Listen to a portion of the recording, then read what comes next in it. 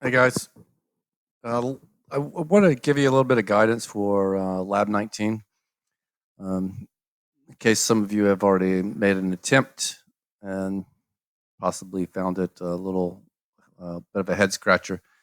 That is kind of the intention, is to get you to really think about taking what you've learned so far, and applying that to somewhat unstructured problem. Let's take a look at what Lab 19 requests of you. So the first step is very straightforward. You just make a copy of main 2 and rename it main 3. Now after that, it gets a little muddy. So we're going to modify main 3 so that it automatically executes circle, square, triangle in that order for 3 cycles, right? So it does circle, square, triangle, and then does it again, circle, square, triangle, and it does it a third time, circle, square, triangle. That's all you have to do.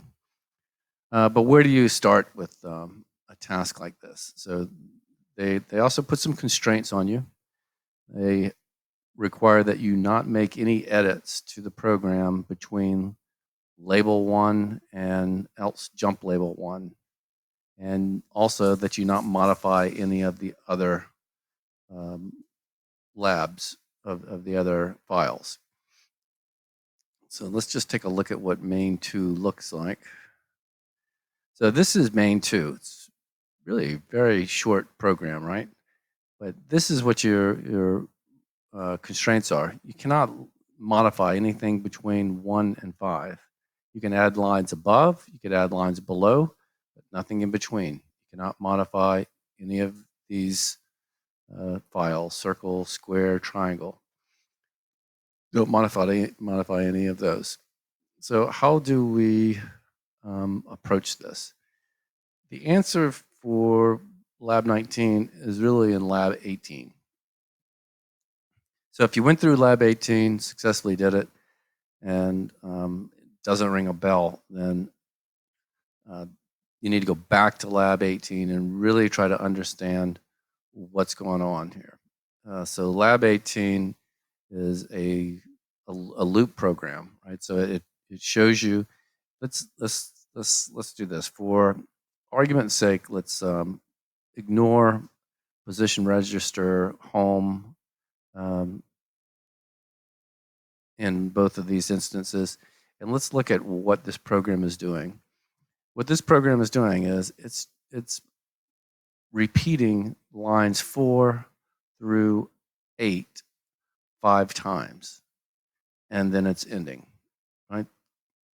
That is a clue to what you need to do for Lab 19. So we have some structure above these lines of code. We have to establish a counter register. And in this instance, we called the counter register counter. You can reuse that one, that counter. You can name another counter. And then we use an arithmetic function for the register, the data register. And we set the data register equal to itself plus 1. That just counts it, right? And then we do a comparison, use an if statement along with the jump label and that structure to jump if once we reach our target number of loops. All right, so that should ring some bells. That should get you started thinking about, all right, so what if we took this code and exchanged it for this code and dropped it in there? Well, what that would do is that would allow you to run this in sequence 1, 2, 3, circle, square, triangle. Now you might have to modify some of your counts here. If it's less than 5, that's not an appropriate number because we're only going to count to 3 before we run out of numbers within our if select function. But you should start seeing the analogies here, the structure of this and how this overall counter structure can be used to move through this program one file at a time with using the if select, indexing through this file, one file at a time. And now then there's a second complication. All right, so now that you've gotten the program to go through this circle, square, triangle in one cycle, full cycle, and this is the way I would suggest that you approach this. First, get it to do a single cycle, right? Get your program to run a single cycle. That's all. Just run one cycle.